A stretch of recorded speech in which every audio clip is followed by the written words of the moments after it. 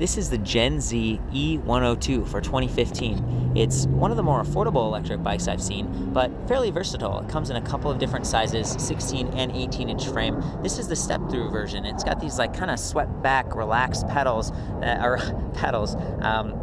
handlebar up here that's real easy to reach, and it kind of gives you that upright viewpoint when you're riding around. I kind of like it. I've reviewed the Faraday Porter, and this has a very similar feel to that when you're riding. Now that said, it is a little bit different than the Porter in the sense that the hub motor is in the rear.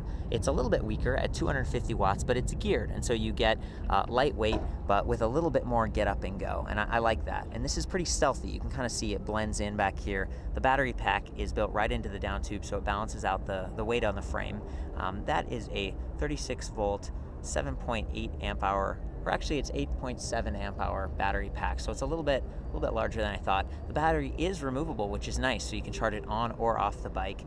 It also makes the bike a little bit lighter, of course, if you're transporting it, that kind of thing. Now, a lot of bikes at this price point, around $1,500, have like a cadence sensor. This is one of the few I've seen that actually has like a little strain torque sensor in there, and that gives you a kind of a more fluid, smoother feel when you're pedaling along. But it does take a little bit more energy. You have to push. You have to kind of activate it. Now, if you're not into that, this also has a twist throttle. The twist throttle can be activated when you're in zero, but there are 5 levels of assist, and as they get progressively higher, of course, you get more power, drains the battery quicker, but it's going to be better for climbing, that kind of thing. And of course, you're going to save some of your capacity, extend your range when you're using pedal assist like that. So let me hit some of the other specs. I've got a 7-speed Shimano SIS index shifter. This is nice for, if you're wearing gloves or something. It's pretty big and easy to reach, but it's not quite as seamless as something that's like a trigger shifter down here that's a little bit, for higher end mountain bikes and stuff. For something like this, that makes sense. I like the display quite a bit, and they've also broken out the button pad right here so you can reach that without taking your hand off the grip.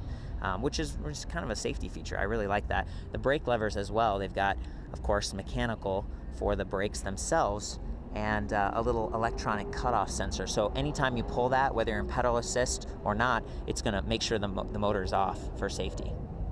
And the front rotor, I noticed, is 160 millimeter. Looks like the back might be 180 or maybe even 200 millimeter. It's kind of a custom rotor. I don't think rotors, wear out very quickly. It's usually the brake pads, but just keep that in mind. This one's a little bit larger back here and kind of a unique setup that they've got going.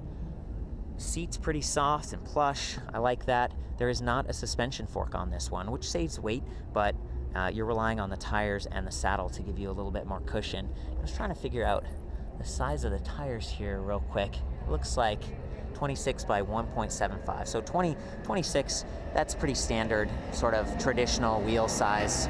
And these are just, kind of generic in terms of the build quality. The kickstand is double-legged, which is kind of nice. Gives this a good upright parking position. And overall, the bike just it isn't that heavy. It's just it's solid, like it's a bike, right? Excellent for riding around town and parking at a rack, and pretty durable that way. We took the battery out earlier, and that was really easy. There's a key slot over here. You do not have to leave the key in when riding, which is awesome. That's not something I love to do because it kind of bangs around, so you can pull that out. I'm going to leave it in today, though, so we don't lose it. Press the power button over there. It activates the display. We've got your speed, pedal assist level. I'm going to start in 0 so I can use the throttle. And then we've got the battery capacity right here, as well as trip distance, odometer. It's a nice display, and it sort of swivels, as long as you don't over tighten it, and that's great for, on a sunny day. You don't want to have this glaring back in your eye, but it's not removable. So just keep that in mind. For a bike that is a little bit cheaper, it's something that you might not feel so bad parking outside or using at school. Having a big, nice display like this is sort of like, you don't want someone to mess with that. And of course, if you store your battery inside where it's a little bit more neutral temperatures, that's going to last longer. Got like a little more than half the battery.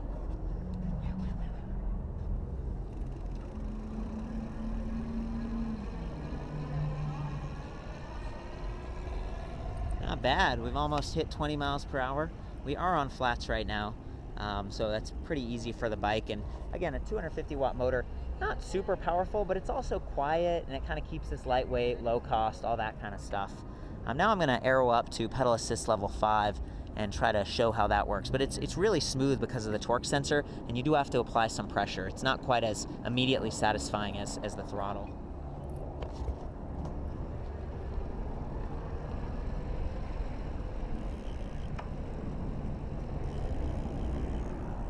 course, at any time, you can pull those brake levers up there, and that's gonna cut power. Let's try this again. Yeah, there you go. Yeah, I can feel it. There it is.